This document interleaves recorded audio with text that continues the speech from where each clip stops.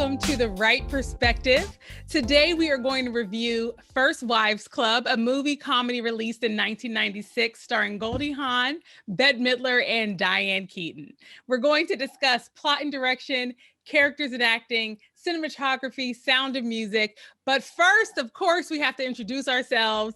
And then we also have to decide on the voting symbol that we're going to use for this episode to rate the movie at the end. And so let's do introductions first. Bro, take it away. Hi, I'm Aubrey Wright. I'm the oldest. I'm Genia Wright. I'm the middle. I'm Brittany Wright, and I am the youngest. Well, that was a sassy intro, sis. She's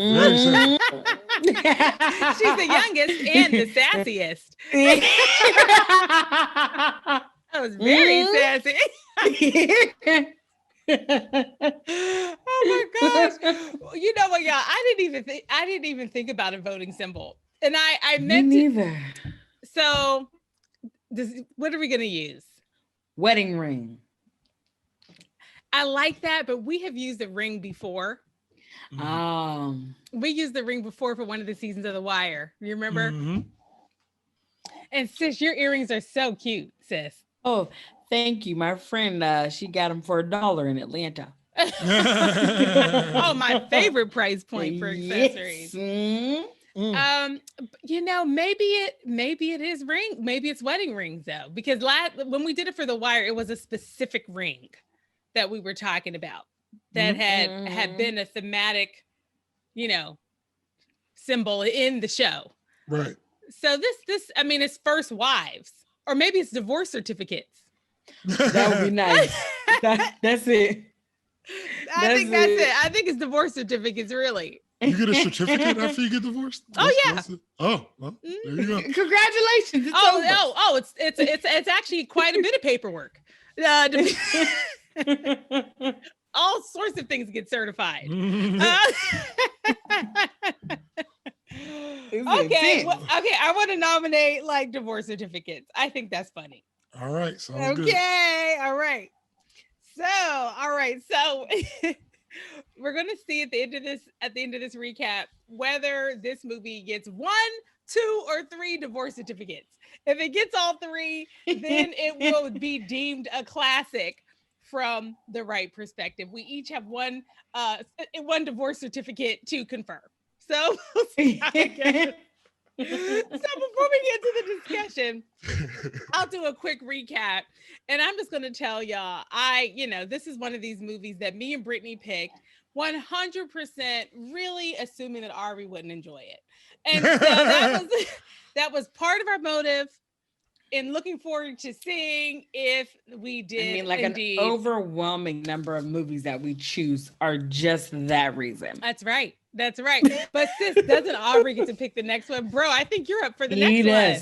Need us. And we didn't even talk about it. So we're gonna find out on air what Aubrey has picked for the next movie. Okay, right. Here we go. All right, so I'll do a quick recap here. Okay, so this movie is really the story of a group of 4 women that were, really best friends in college. And they have completely lost touch. We're now 30 years later, and a tragic circumstance actually brings them back together. And the tragic circumstance, which actually occurs pretty early in the movie, is actually the death of one of the 4 of them. We see this beautiful, posh, like wealthy mid-40s woman actually played by, Rizzo from Grease. Stockard Channing. She's just one of those actresses. You just know her, you love her. She's very good. Very good. And the character she plays, her name is Cynthia Swan Griffin. And we see her at the beginning of the movie. Again, she's in this beautiful, beautiful New York penthouse, clearly wealthy. She's got servants in the house. And she is looking through newspapers that are basically showing as a headline that her ex-husband, a Wall Street tycoon, has left her and has taken a younger bride. And we watch her actually write letters out to her friends, the other 3 of the group of 4. She gives it to the maid to have the letters dropped off. And then we see her go out to the balcony. the next thing we see is we're at her funeral, and she has indeed committed suicide. And I know this movie is a comedy, but this is a really sad way that it starts. And that death is the impetus for the three friends, the three remaining friends, to get back together.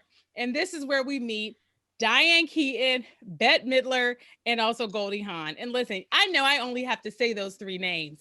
And these are comedy legends. These are women that have really, they've done their work in drama, but they have done their work in comedy. Okay. So and then so the movie is really, it is about their relationships growing. It is about their friendships being restored.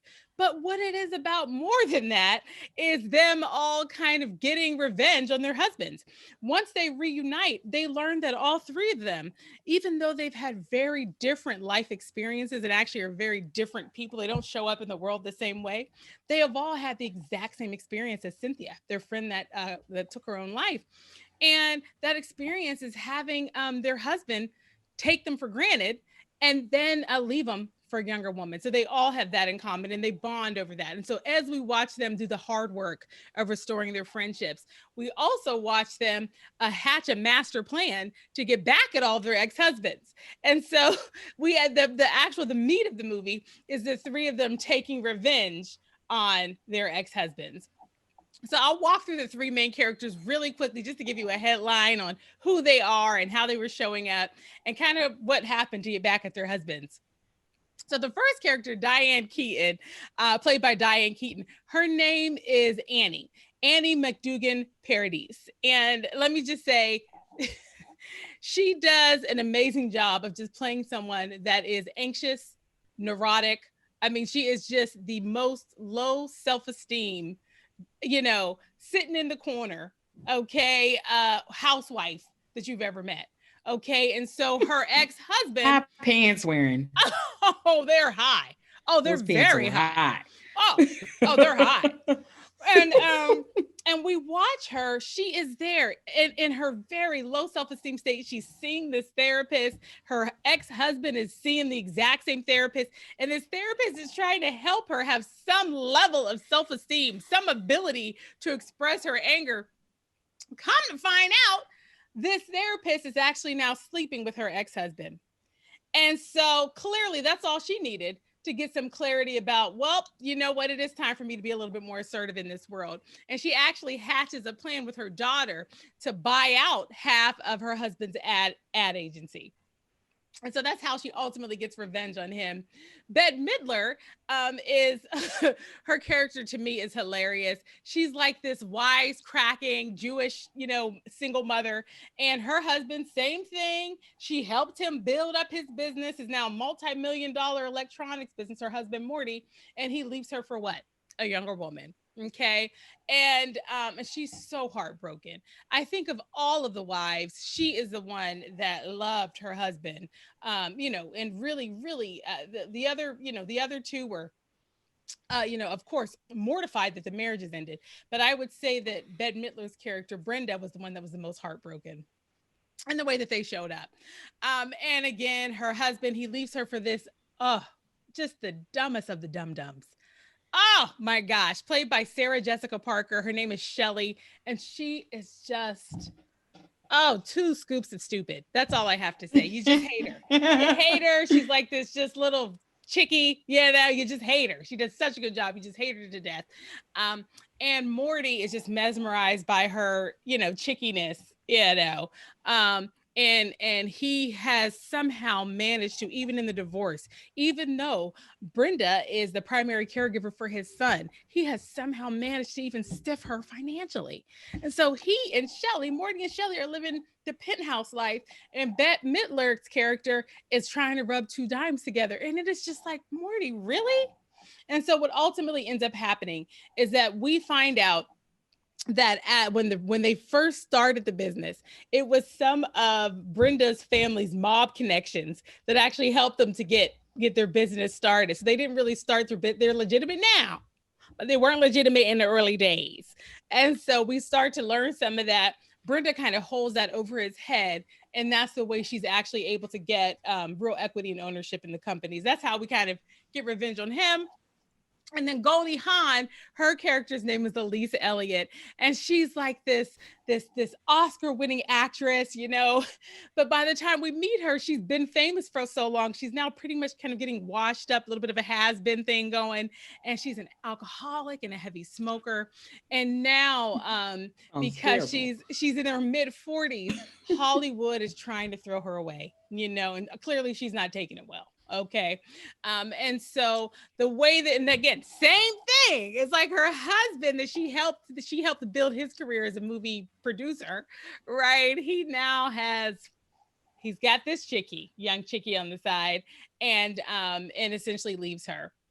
Now she's very creative. She does some research and finds out that this young chickie is actually hella young. She's actually underage. And so she uses that to ultimately lord that over him, and she's able with that information to kind of gain access to his assets and make sure that she's able to retain her wealth as the primary breadwinner from their marriage.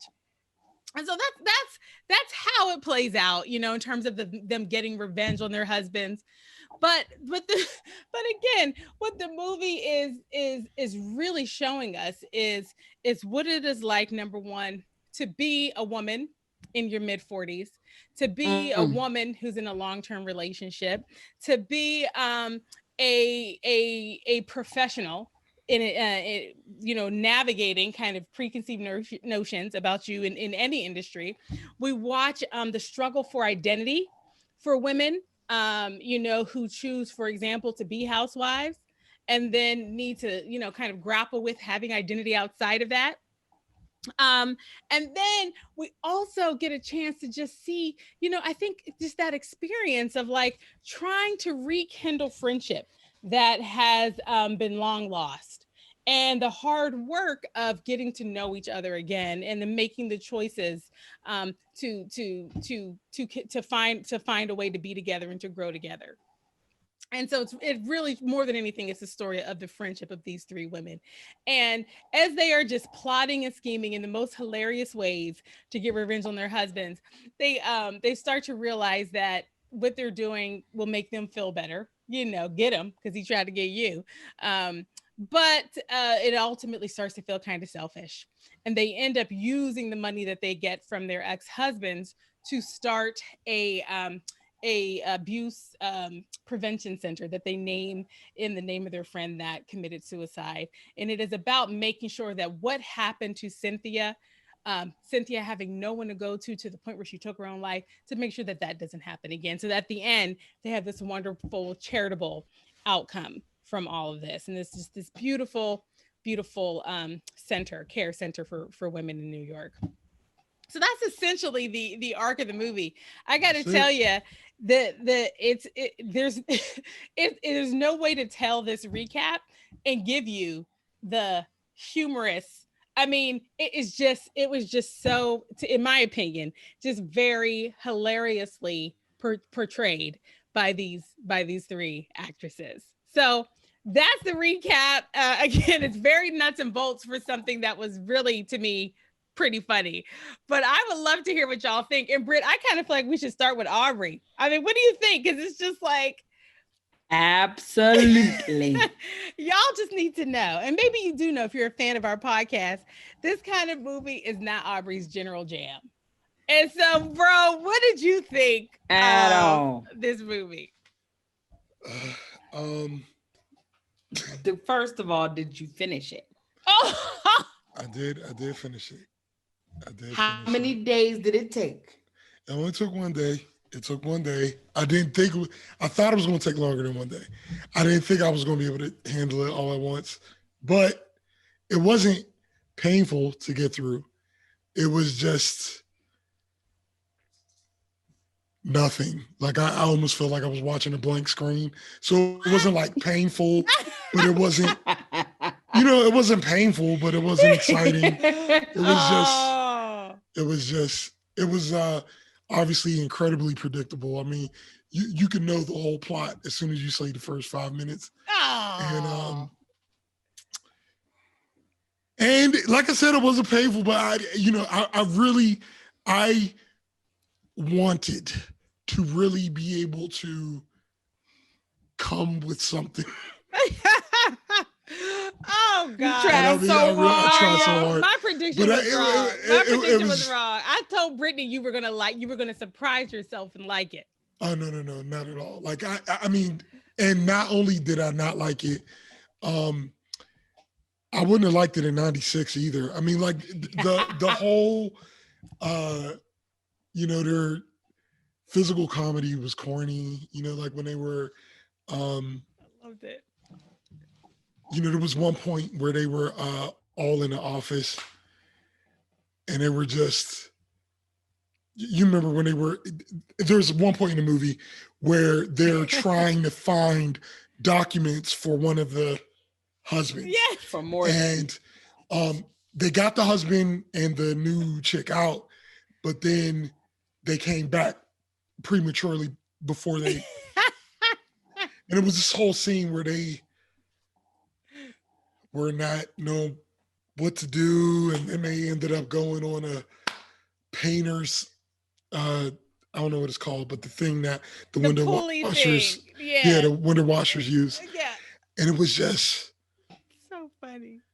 Deeply unfunny. I mean, it was just like it was like I wanted it to be funny because I was so sad for them. Like I wanted it to be funny. But it was more like Oh, sis, what did you think? I mean, but I did like one part. Okay. I didn't like it, but it was funny. Was when Goldie Hawn in the bar was funny.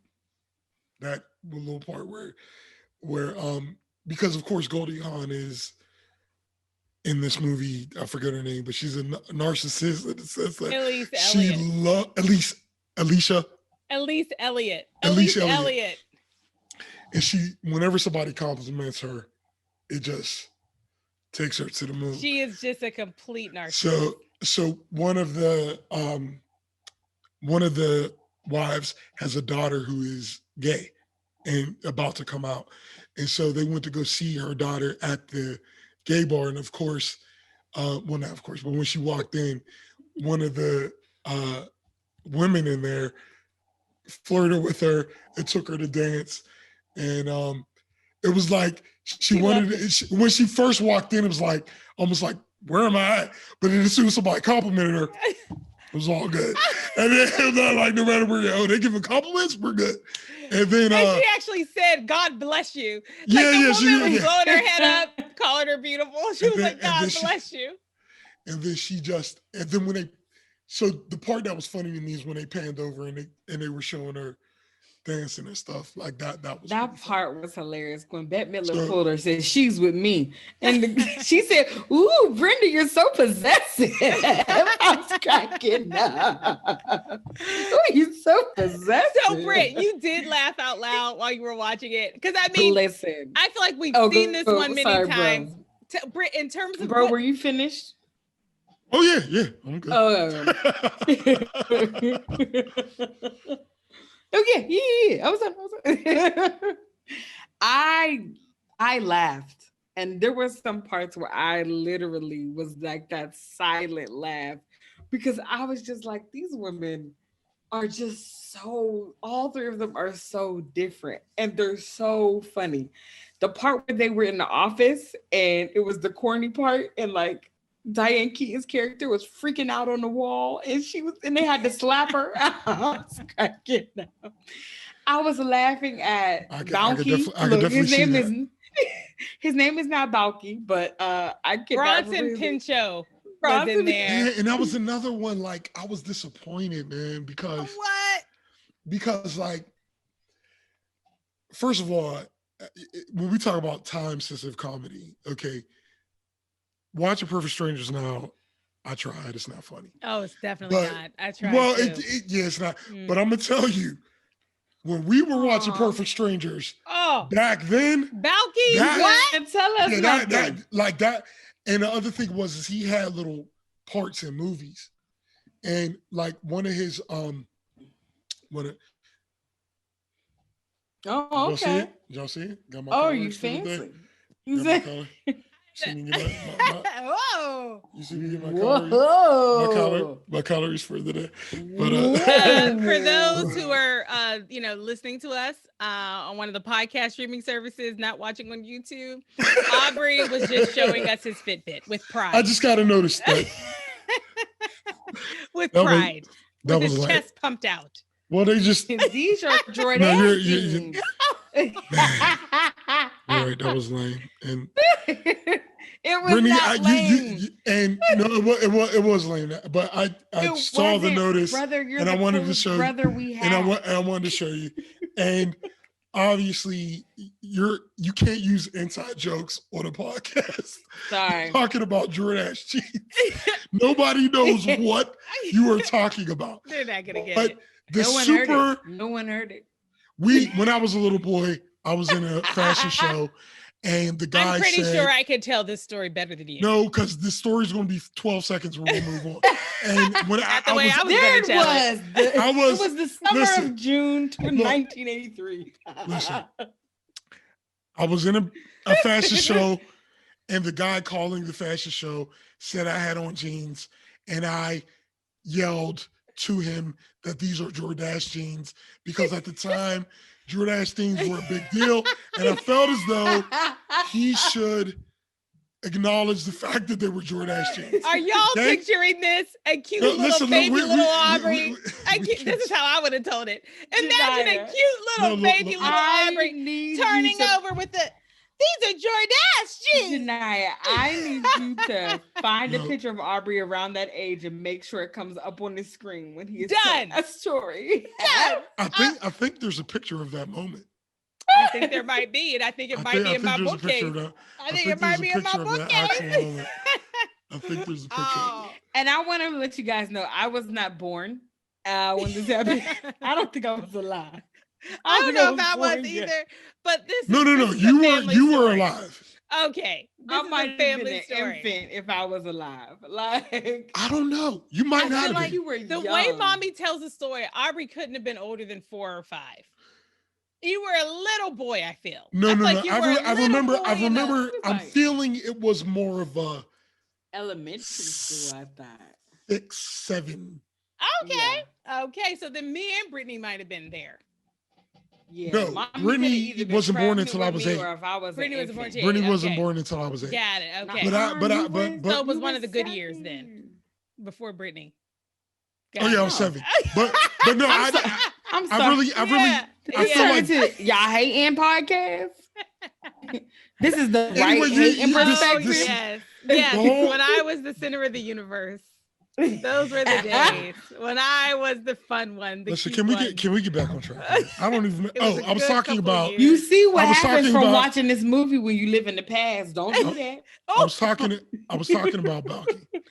You were, because that show was hilarious. What I'm saying is that perfect. That show was hilarious. Do you guys remember what's his real name? Bronson Pinchot. Okay, so do you remember Bronson Pinchot on Beverly Hills Cop? No. Have you ever seen Beverly Hills Cop? I feel like I did, but like then. I don't remember. Don't believe you. No. Well, just like know that I've seen it when it's like. Just know that you both have 3 Beverly Hills Cops in your future at some point. But you got 3 Beverly Hills Cops. I love it. But you love to pick things that have multiples. But the point is that when he was in Beverly Hills Cop, he has a character that he's only in the movie for a few minutes, but he steals the show. And like you're talking about working against Eddie Murphy. Sure. Okay. So like we're not talking about, and like it was just, even in the scene, I could just feel Eddie like, this dude is funny. Yeah. Because he created this whole, just like he created Balky, he created this whole character, and his name was Serge. And like he was always trying to correct people, you know what I'm saying? They'd be like, Serge, I'd be like, no, Serge. You know? And so point I'm trying to make is when I saw him, I was really excited to see what he was going to do. Right. And I just, I was disappointed. Oh with man, with the outcome. I gotta just call out one scene from Perfect Strangers. Do y'all remember that episode where they were trying to impress their girlfriends and they pretended like they knew how to ski? I already know. Oh no. Yes, I do. Yes, I thought you were talking about the one where they went to go work out. Oh yeah. That one. That's what I thought you were going. But yeah, that was another one. I don't remember Where it they like really let me tell you. worked out, and they were not workout men, and they were paralyzed after. They were paralyzed. And when they were moving, they were just like, ow, ow, ow, ow, ow, ow, ow, ow, ow. And you just want to talk about, but it's so funny how you're looking back on that and laughing at that kind of physical comedy.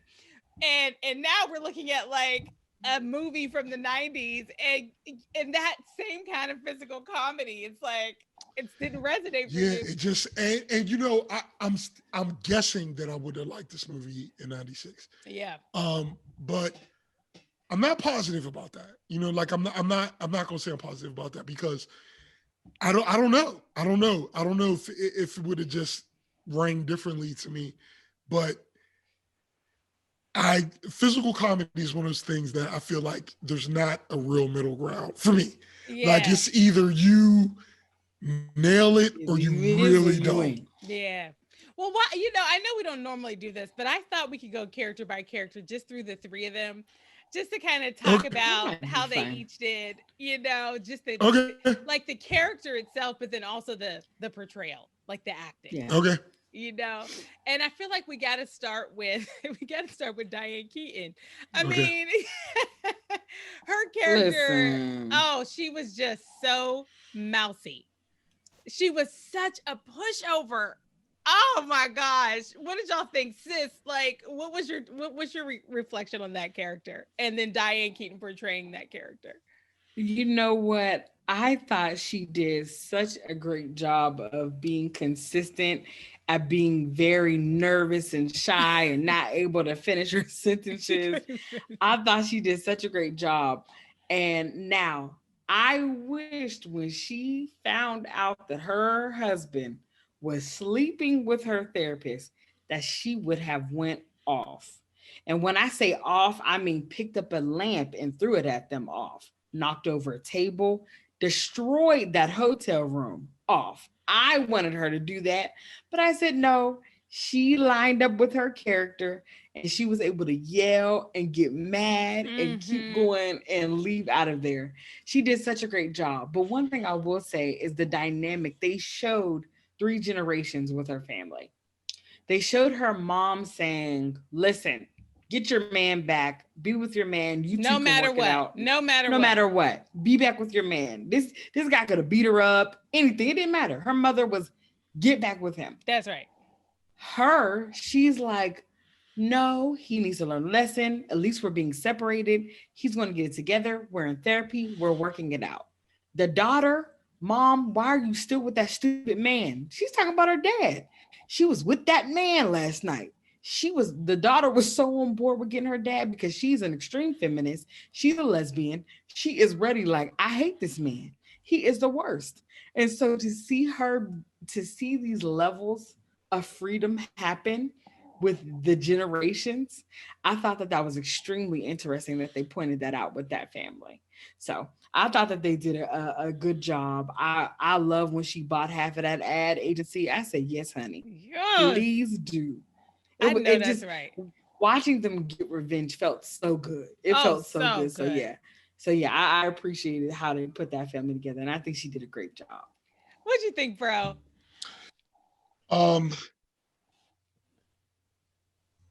Diane Keaton came off to me as a powerful woman trying to play a mousy woman. And like when you guys remember Sister Act, of course. That's a movie we watched a lot. But you remember the small nun? Oh yeah, with the powerhouse voice. Yeah. Now I don't know if she's really mousy in real life, but I'm gonna let you know she played that role. If she's not, like if she played that role, but like Diane Keaton has such powerful presence in general that she looks and comes across as wise.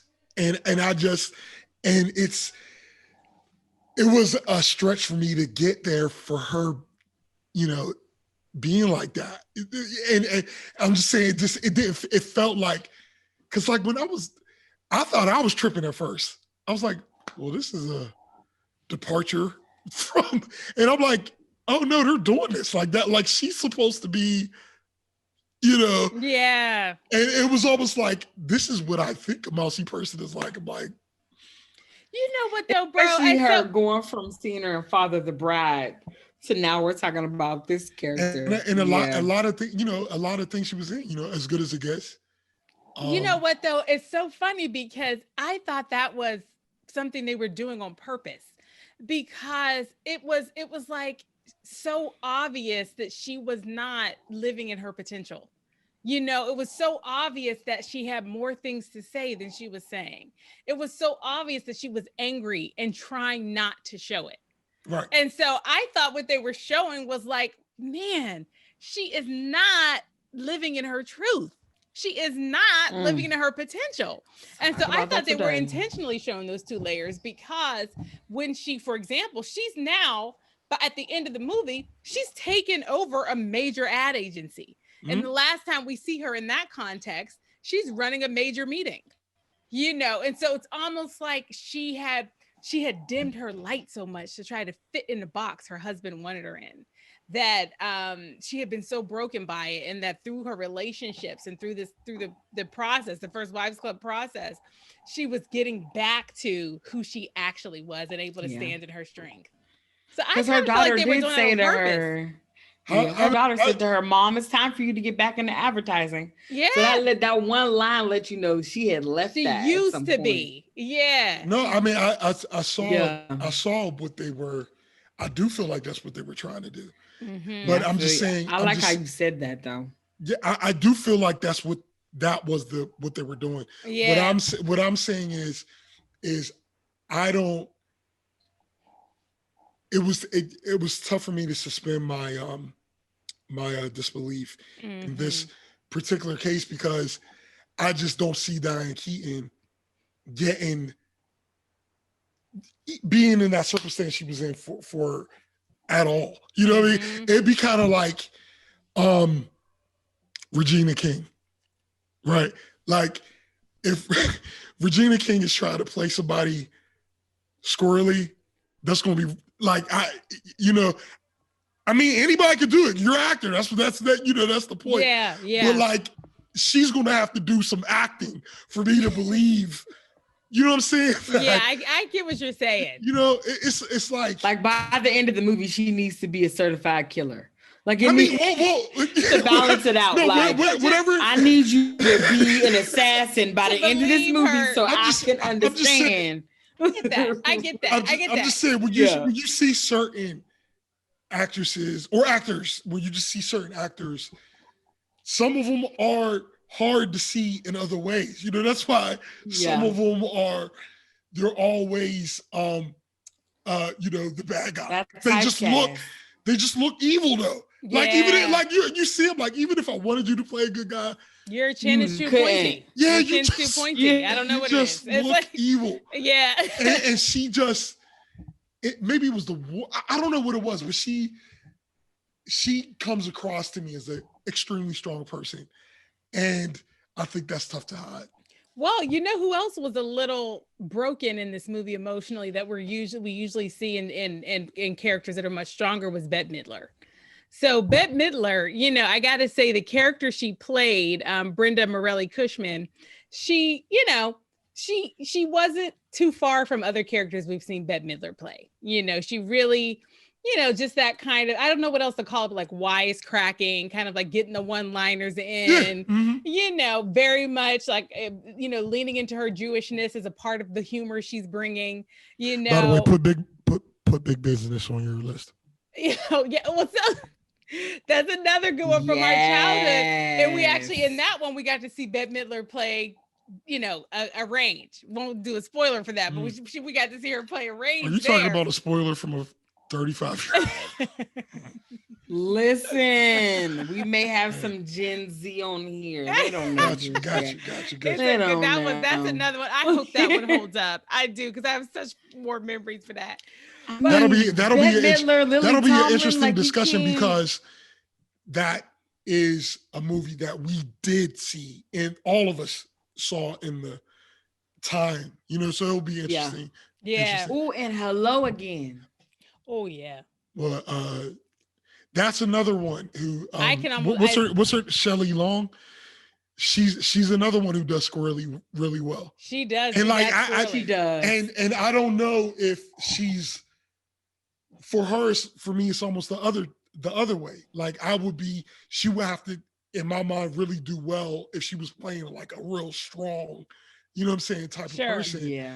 Because and like you said, Bette Midler, she was Bette Midler, and that could kind of skew to the whatever you needed to skew towards. So you can see Bette Midler with the same sort of personality being like a weaker person, or you can see her being a stronger person, but it's a familiar character. Yeah, it's a familiar character. Mm-hmm. And sis, I wanted to get your thoughts on Bette Midler's character, because she is the only one that ends up getting back with her husband at the end. And even though her husband has literally not been giving her money enough to live and keep her son fed, and even though he has actually been parading around the land with this little Pop-Tart, buying her this and that. No nutrition. Yeah. And at the end, they're clearly on their way to reconciliation. And that's the only couple that's on their way to reconciliation. So what was your reaction, sis, to that character and to Bette Midler's portrayal of Brenda Morelli Cushman? I first of all I didn't think about it until I was watching the movie. I was like, oh, Bette Midler and Sarah Jessica Parker have worked together before right. Hocus Pocus. So I was kind of laughing at seeing them in this dynamic. Like, oh, you two, she was still the little dumb, crazy one in Hocus Pocus, and little flirty, cute one. And you have Bette Midler as the older sister, so even still that type of dynamic they had. So I was thinking about that. But I thought that Bette Midler did a great job of showing someone that struggles with confidence, and showing someone that struggles with weight. Mm-hmm. Her walking around in these enormous clothes. It was like, Bette Midler, you don't even look that large. It's these clothes that's 3 sizes too large. What's going on with this long skirt? Yeah, in the movie they show a weight loss journey. So the first they're trying to make her look more overweight than she is. And I appreciated her being honest, because you need that type of friend. You need that type of friend that's going to give it to you raw, that's going to give it to you real, no matter how it sits with you. Mm-hmm. And yeah, you might have to walk away a day because you're mad at them, but then you'll always come back because everything they said to you was out of love, and out of really trying to tell you about yourself, because they see you headed for something that you shouldn't be headed for. So I appreciated that, but I wasn't too shocked when they decided to begin reconciliation at the end, because Bette Midler, I think in her character, wanted her husband. She wanted her family back, and she loved her son so much. And you can tell for her son, he was hurting too, his parents not being together. He didn't like that. He wanted them to be able to be civil and be together and be a family in a better way than they were, because he wasn't too fond of that new little girlfriend either, that new little fiance either. So I think that watching her character evolve into someone that said, no, I was a part of your life. I was the cashier at all of your 17 stores when you started them. I am a part of the beginning of the story, and then find a way to get that beginning going, and to be able to take that money and to demand it, and him just have to sit there, because if not, his life was about to be ruined. So I just think, and also his character, thinking how funny it is, people don't feel like their past will catch up with them sometimes. He thought everything was fine. I'm a millionaire now. No one is paying attention to me. Mess with the wrong person. and your whole life will be turned around. And he got that. So I just, I appreciate it. I was okay with them beginning that level of reconciliation, but I don't think one thing about her character now, though, I think Bette Midler in the beginning of the movie would have let him come back really easy. But Bette Midler, by the end of that movie, is like, player, you're going to have to do some work. You have to do some work before anything can happen here. I gotta tell you, and listen, my true policy is everyone out there in the universe, live your life, do what's good for you, okay? Pursue your bliss, okay? But I struggle with saying that this kind of thing is okay. I hate that, her son now has seen his mother basically say, it's okay that your father not only left me, didn't give us enough money to pay to live well, but I love him, I forgive him. I just think any story of love conquers all is ultimately detrimental, because it doesn't, and it can't, and I don't think it should. That's just who I am and how I live in this life. I just think some things are a true violation. And I just feel like I didn't want her to forgive him. It would have been one thing if he had just cheated or just withheld money. But he withheld money and cheated. And then the other thing was, we had instances where he ran into her in the street and he was mean to her. He wasn't even kind or polite. They didn't set him up to me to be a character that I could forgive. And so I struggled with her forgiving him. Yeah, I did. I was very disappointed with that. I didn't think it was a good direction. Well, in my opinion, but honestly, what I would have liked to see is all of them at the end not being defined by their association to anybody. That's right. And that's because if I had a daughter, my whole focus would be raising her to be powerful on her own. Mm-hmm. And that's not saying that you can't share your life with somebody, because you can. But when you become like, it's almost like they didn't really get into the narrative that,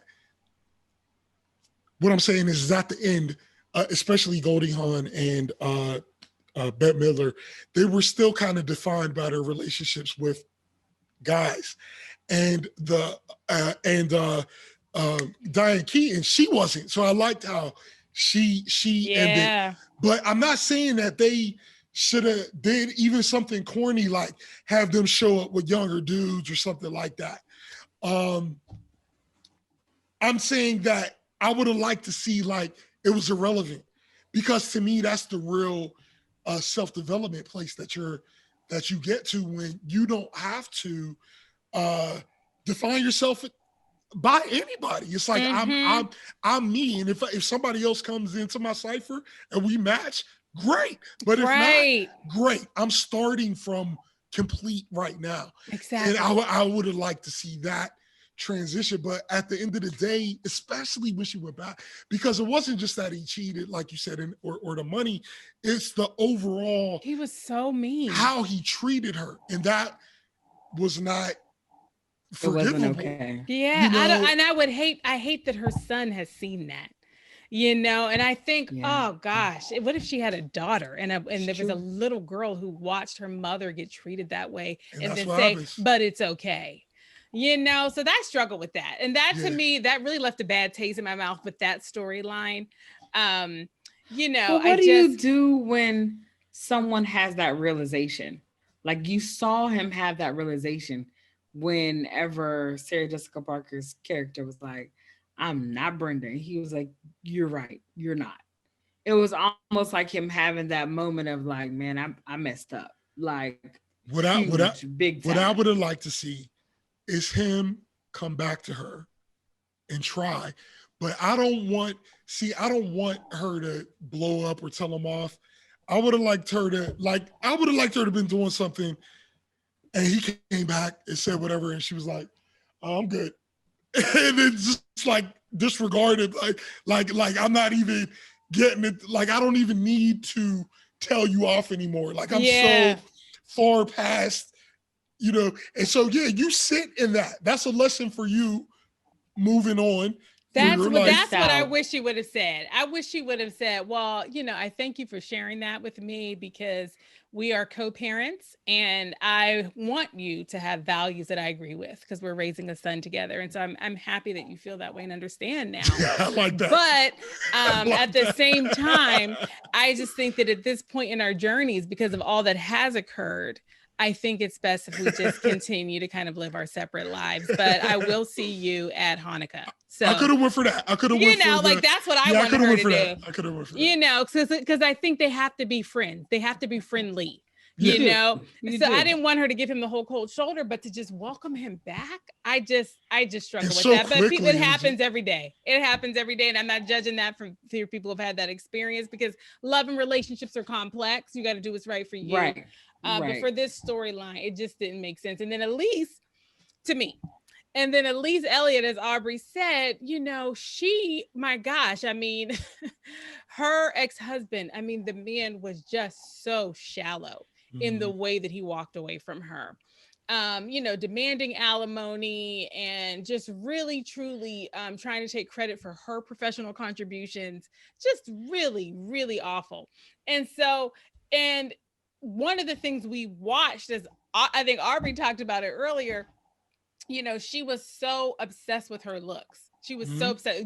All you needed to give her was one compliment. And she's like, okay, now my life is validated. And, she's doing the whole Botox and she said, yeah, I have been freshened up a little bit, the plastic surgery. And then at the end, shout out to that plastic surgeon actor. He was telling her the stuff that was going to happen to her face, he was like, you're going to be blinking with your lips. Right. I'm going to look up his name because he is one of those comedians you see, one of those comedic actors you see.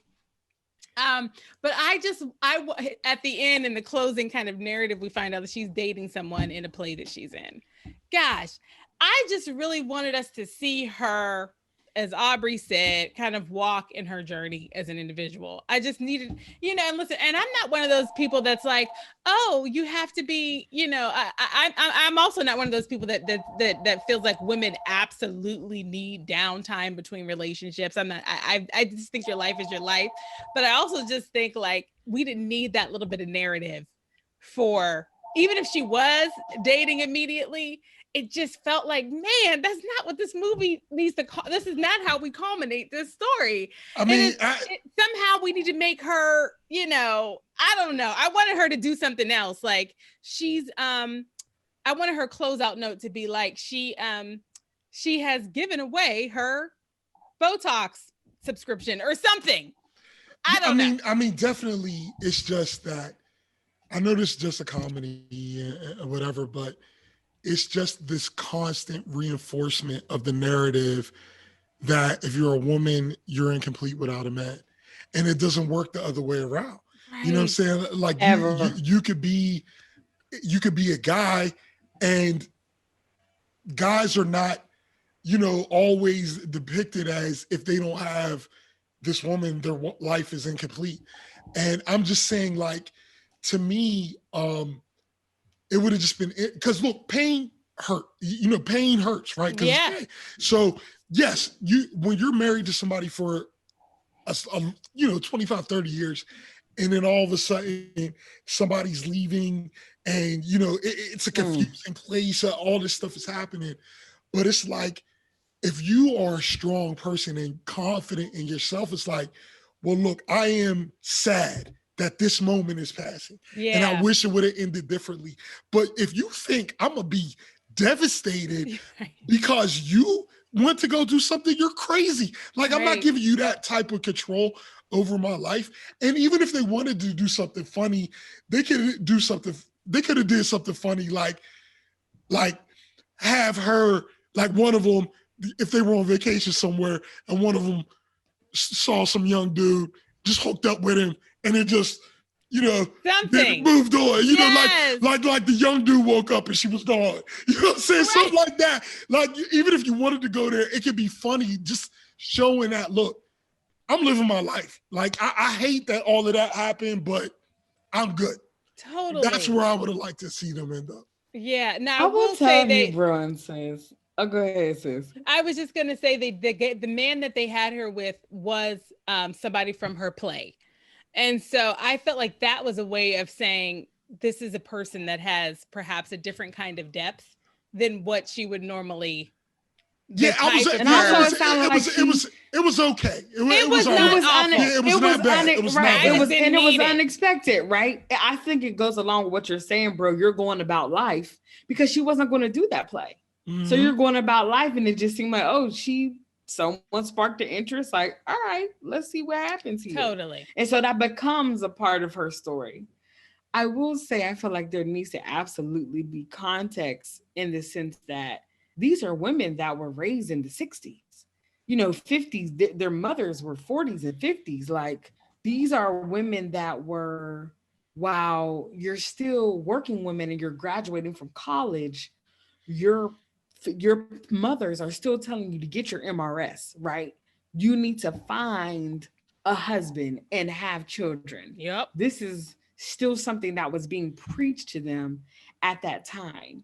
So even till this time, because the mom was still hello, absolutely. So part of me, I think, gives a little grace as well, because I think culture comes in as well that plays a part in this. And I give just a little grace to, like, okay, them getting men is okay, but now them having this self-agency, them being their own representative, and I'm going to show up in this differently, and I'm taking care of me first. Yeah. And then I'll take care of you. Yeah. I think that type of mindset that was happening can define their next relationship, if they so choose, to make it better. It's reality. That's how. But I'm just saying, in the context of a movie, I would have liked. You like to see certain messages in movies sometimes, and what I'm saying is with all of that, I would have imagined just them breaking out of it. Like, that would have just been a very interesting, unexpected turn. Yeah. Like even though this is how they've been, like, just imagine if Diane Keaton didn't need her mom to, like, her mom came to her. What if Diane Keaton checked her mom? You know what I'm saying? Like, look, your brain is in 1930 and I'm in 96. You know what I'm saying? Like, I would have liked to see that. But Bette Midler just saying, we're women of the 90s. We're women of the 90s. And I was laughing to myself, like, it's 2020, listening to them say that. I was like, this means so many different things now. Diane Keaton's mom did at the end say, you don't need a man. And I realized I had been forcing that on you. Her mom at the end at the party did kind of say, so, she said it. Yeah. And what I'm saying is that realization I would have liked to see come from her. Yeah. You know what I mean? Yeah. Like that's because she's still this goes back to what you talked about in Ghost Dad, when it was not like the realization of the daughter realizing that dude was a bad guy. So I see what you're saying. Yeah. But I will just say, as much as like, I'm like, okay, Elise Elliott, I didn't need this nugget about you dating. I also think it is important to show that women are dateable in their mid 40s. I think that's an important message for the world. True, okay. And when you really, when you kind of step back, I think we can celebrate and appreciate that they had one of them get back with their husband, one of them remained single, and one of them found a man. Mm-hmm. And so I think they were showing the full range of, like, all possibilities remain. Even though the world might try to act like Now you don't get none, you had good. all possibilities remain. And so when I think about it like that, yeah, I can stand in celebration. yeah, You know, and that's and actually even yeah. Go ahead, sis. Go ahead. No, go ahead, sis. No, listen, I think that's a good way to end. Never mind. Well, I was gonna say, you know, to go Listen, to the you said it. yeah, to go to the topic of cinematography, like sound and music, there were a couple of things I wanted to talk about. The first was that they had Diane Keaton's character played a narrative role throughout the movie. And I appreciated their use of like having a narrator. I felt like we needed it. Part of it is that there were so many storylines happening. And you know, they used Diane Keaton narrating a few times to move stories along. They definitely used our favorite montage mechanism a couple of times to move the story along. And then there was one way that they moved the story along that I just love because it was so 90s and it will never happen again. And it was with answering machines. Do y'all remember that scene? That was pretty cool. It was literally, they moved us through a whole portion of the Diane Keaton storyline with answering machine messages. The daughter calls Diane Keaton and leaves a message. And then Diane Keaton leaves a message for Bette Midler. Then Bette Midler leaves a message for Goldie Hawn. And it's just like the whole thing, it was better than a montage because it was answering machines. And so timeless. Oh, I just love that. Because people don't even leave voicemails anymore. Nope. You know, so that whole mechanism that they use, that's because was really your special. sister is Janiyah. She doesn't listen to him. I hate when somebody leaves me a voicemail. And no one asked you, Brittany, for your and for Aubrey, let me type in on my schedule, leave a message this week. Very good. All right. And then I'm sure I'll hear about March or something.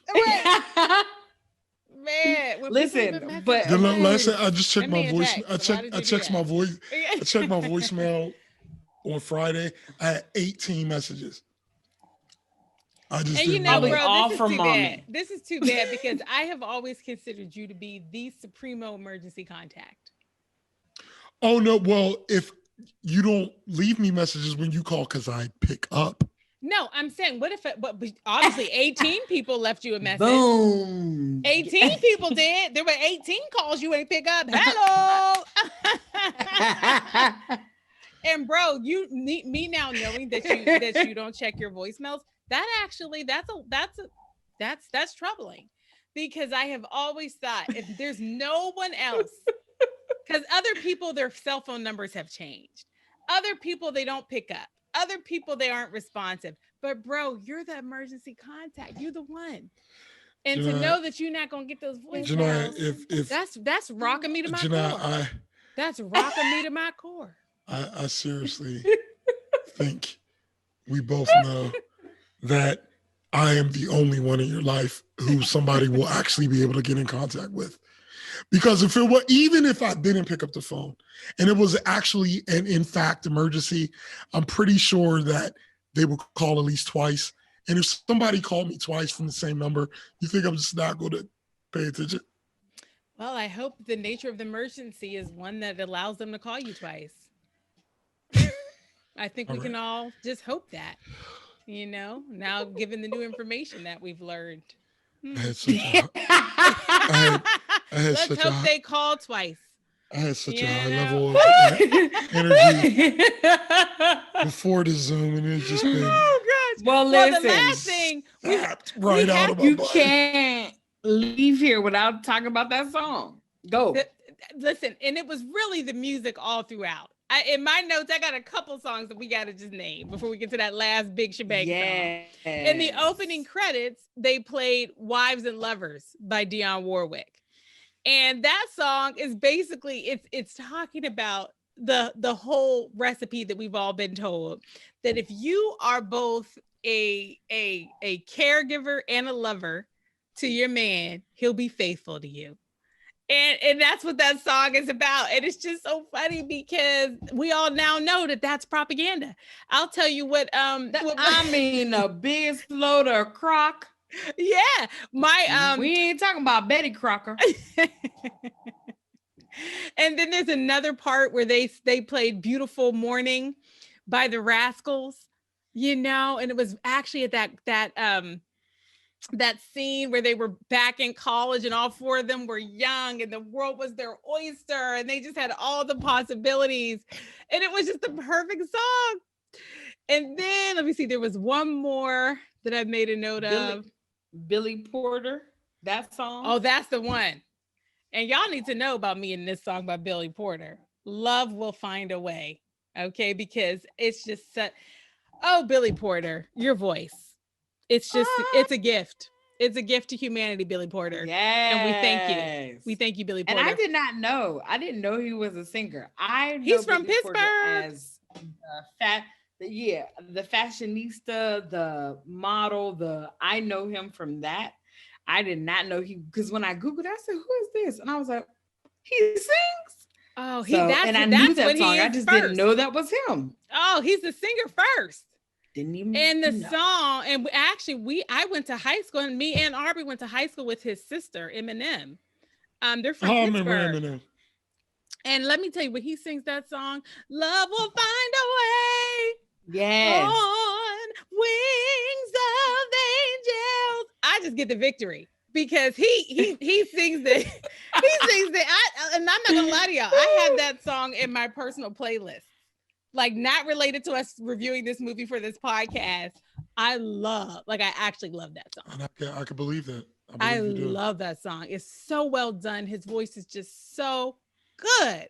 And then, of course, they did in one of the montages where they were building up the care center for women, they played Sisters Are Doing It for Themselves. And the main voice we heard was Aretha Franklin, but when I looked up the song, it was by the Eurythmics. So that's something I think we all need to understand better. I don't know what that's about, but it was Aretha Franklin evidently being featured by the Eurythmics in that song. Sisters are doing it for themselves. So good. And they were doing it for themselves. And then to the end, now the song Britt was talking about, Take It Away, Sis. This was the big song at the end.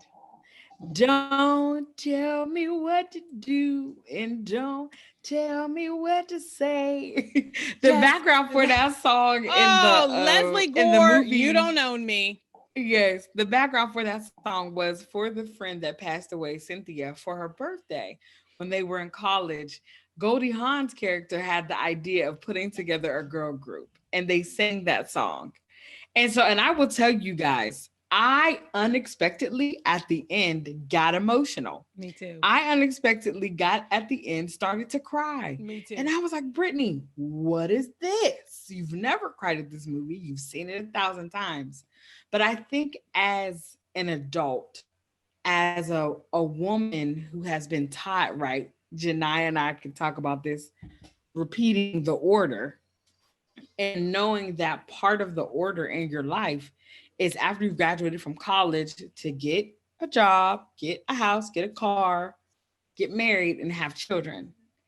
And so when you have been fed, right, this propaganda, not meaning that they're trying to be mean to you or, you know, these individuals that are teaching you this and feeding it to you and recycling it, they're giving you what they believe is best and what is the best order. Mm-hmm. And so knowing that I'm sitting here watching this movie, watch women who have been treated poorly and being someone who has been dating for some time, is single, no children, and that is kind of a desire. It's up for discussion. But knowing that was something that was meant, what I believed was meant for my life, seeing these women move forward and singing the song, You Don't Own Me. I think it's just really many women reclaiming the narrative in their life to say, I'm living my life the way that I want. Like, this is what the song's saying. It doesn't matter what that looks like for you, but I'm living it the way that I see fit for me. I'm living it the way that makes me happy. And so it just made me emotional at the end because I was just like, I feel like I'm reclaiming my own journey. I'm reclaiming my own story because it is a real struggle. It's a real struggle to fight against what I've been told for years. It's been ingrained for 25 years of my life. Like, this is what is supposed to happen. If I'm quite honest, more like almost 30. It has been ingrained in my life to say that this is your process. So to see them at the end, even though it was all corny and movie-esque, they're sliding down the street. I loved it. Outside, not locking up You the know? door as they walk away. I was The like, because that's what I cleaners were thought in too. there. I said, they didn't lock up. They didn't lock The up. cleaners are So I locked was like, automatically. very good, thank you. But just seeing that scene, it was a feel-good part. Yeah, It was a feel-good part of the movie. So that was the one part I had to fast forward. It was just too corny. It was like I was cool, I was making it through, but when they started singing, my corniness meter just blew up. So I fast forward past that, bro. and I was very happy that it was the end of the movie. First of all, bro, I feel like, what if you and your friends were rapping the song? Do you want us to fast forward you? If it's corny to you like it was for me, yes, absolutely. Please don't torture yourself. Oh, torture! My camera won't unblur. There's just no way. I mean, Sis, it's not that bad for us. Oh, okay. Yeah. Well, I feel like we've done the recap now. I mean, all right. I loved that soundtrack. I love that moment that Brittany was just talking about. I also got emotional, and the words of that song. I was like, I don't tell you what to say. I don't really tell you what to do.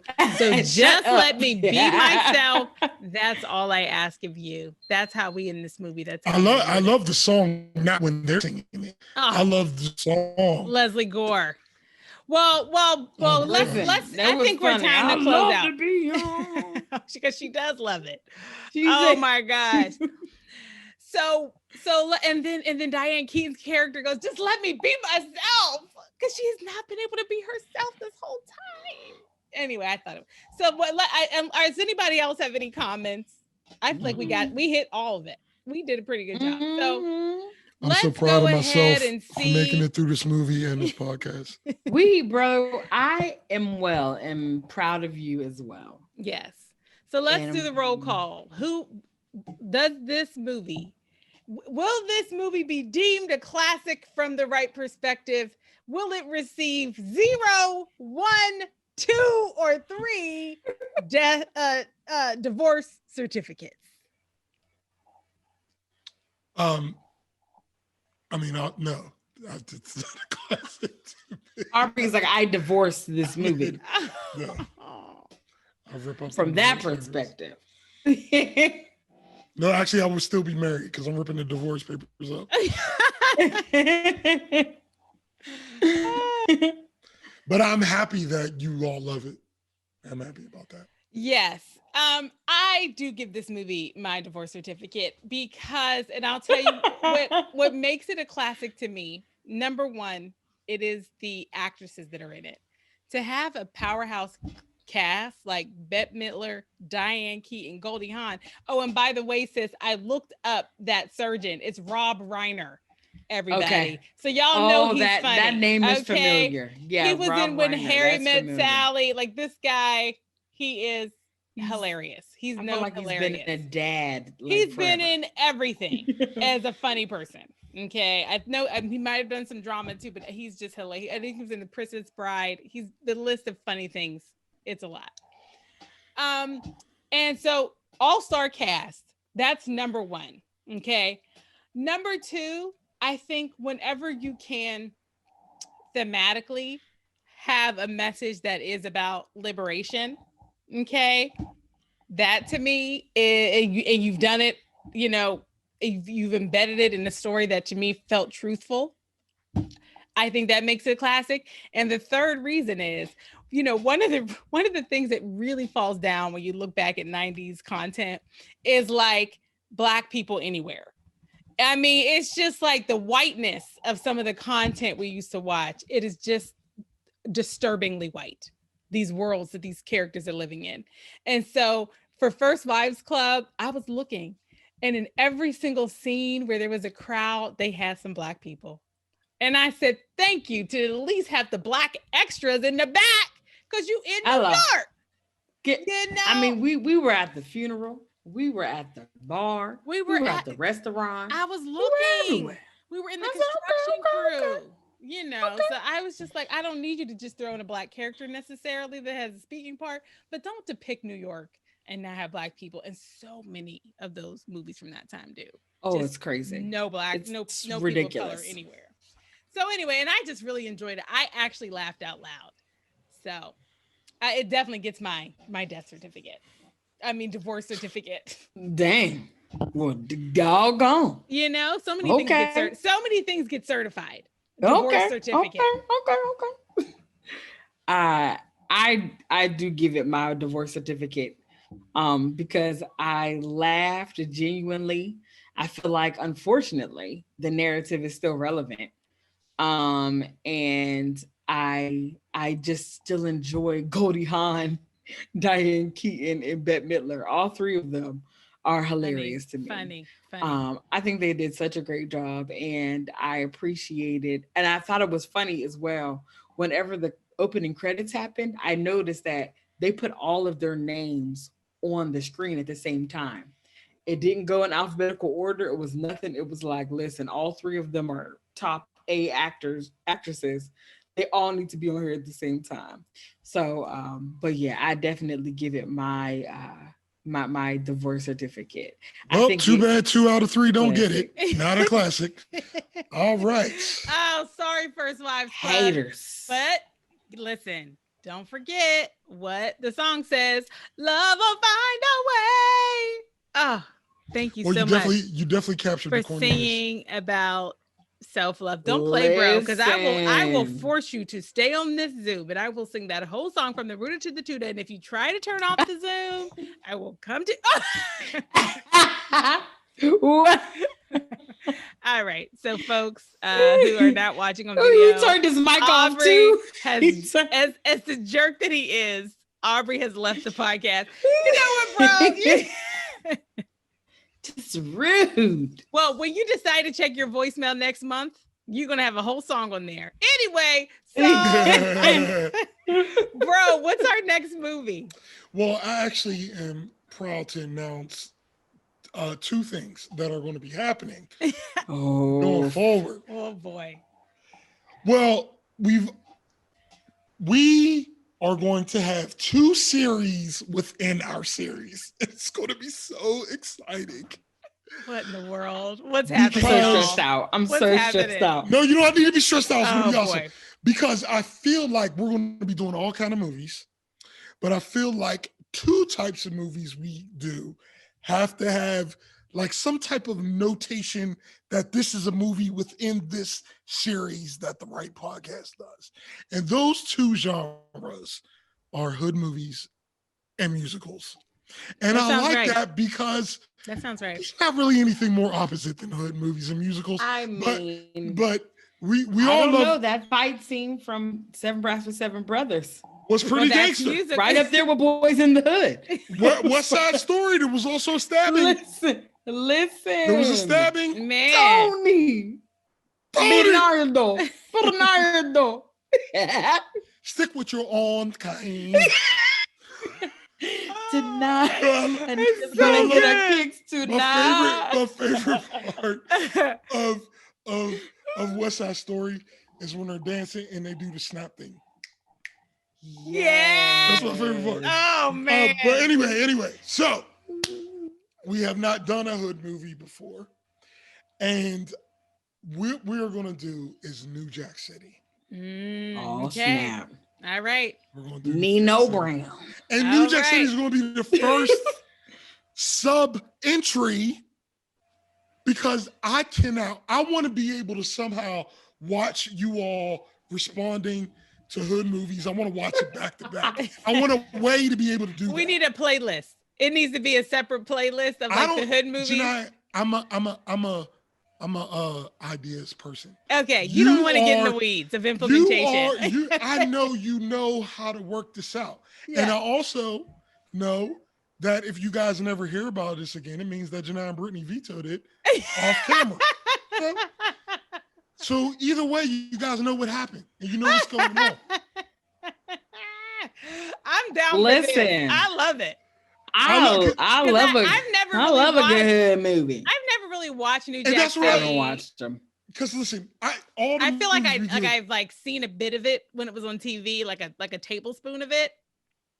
Listen, Like an inch. don't admit that on the internet, both of you.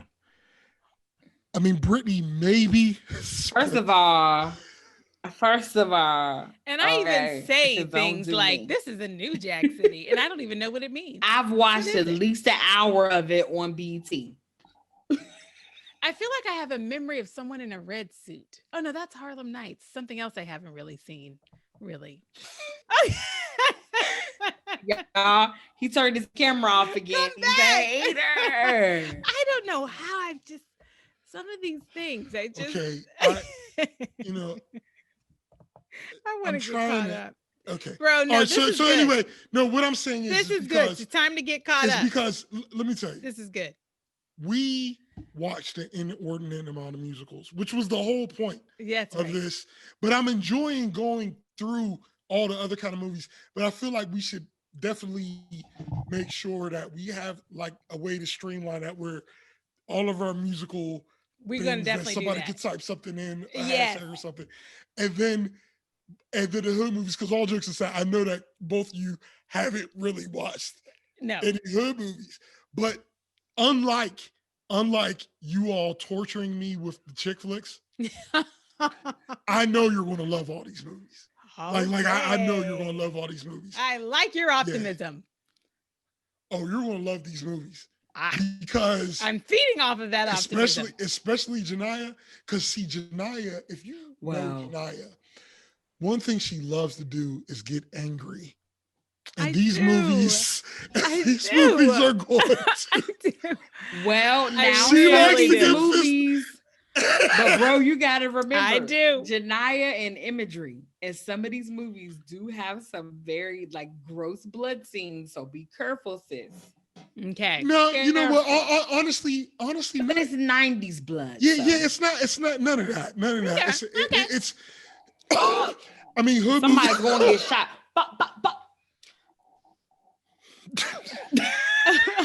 Oh no, they're gonna get hit with a Nerf gun. They're gonna get hit with a Nerf squishy gun. With orange sponges. Oh no.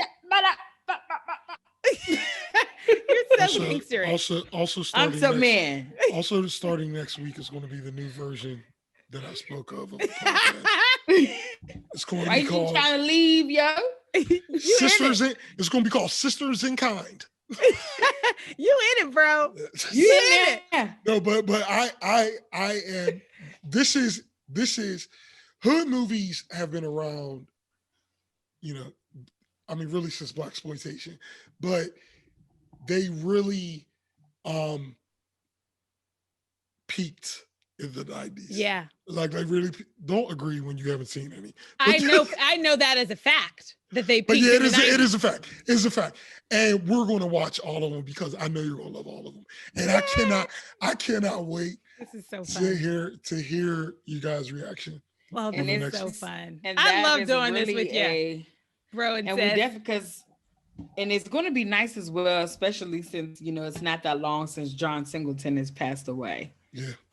So, and he is definitely a huge contributor to Black hood movies. And so may he rest in peace. But he was really talking about the Black experience in a different way. So excited. Yeah.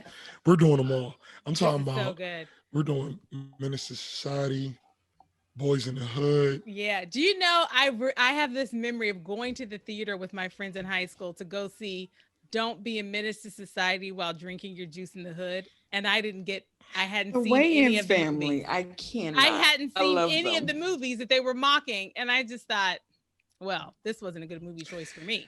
Yeah. I mean, there's definitely I about hadn't seen any of them. There's definitely about 6 movies you got to watch before you watch that. Exactly. And if So you- I need and to if- circle back and watch that after I get all those other ones. Yeah, I actually will still watch that one every now and then.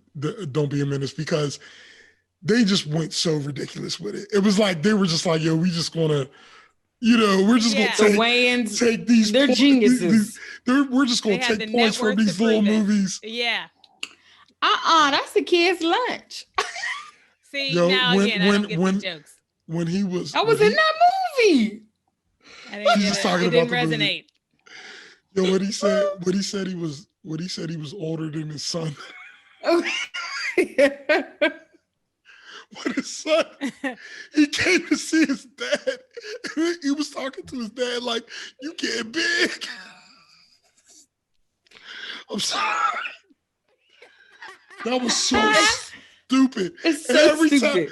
every time they were trying to do a message, they were trying to make a point. They would get real deep, and then the post office worker would pop up like, message. I remember that. Message.